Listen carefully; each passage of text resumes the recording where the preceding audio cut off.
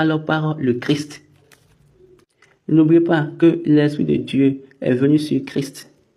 Et maintenant, l'Esprit de Christ est venu sur nous tous qui allons croire à Dieu à travers Christ.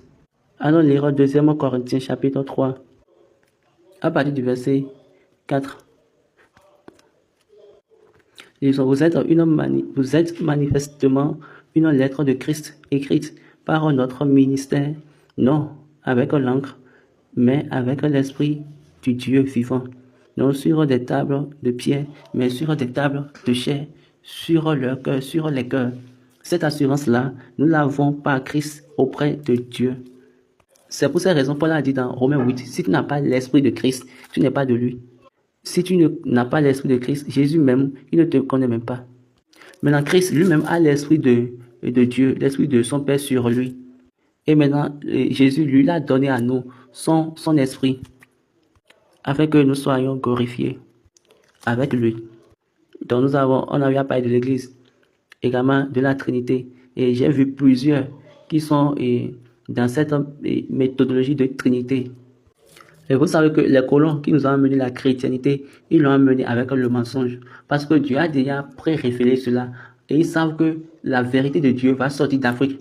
Mais comme ils savent que la vérité de Dieu va sortir d'Afrique, qu'est-ce qu'ils ont fait? Ils ont pré-avancé et ils se sont venus avec maintenant le mensonge. Et ils ont maintenant placé le mensonge afin que ça soit selon leurs désirs et selon ce qu'ils veulent. Mais malheureusement pour eux, je vous le dis, Dieu a amené cette église et l'a remis dans les mains de quelqu'un qui a l'oreille. Comme il a l'oreille, l'église, selon Dieu, lui a été donnée.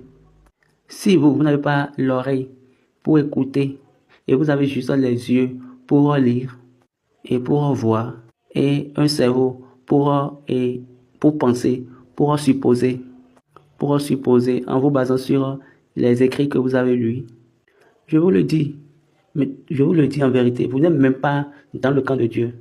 Toutes mes excuses. Je ne peux pas avoir peur pour vous dire la vérité. Même si vous ne prenez pas ça comme la vérité, ça ne va déranger personne. Mais soyez sûr que les moments viendront et nous allons juger les circonstances, les situations et les actualités. Et de là, on pourra dire, ah, tu es en train de parler. Tu es en train de parler et de paroles mensongères.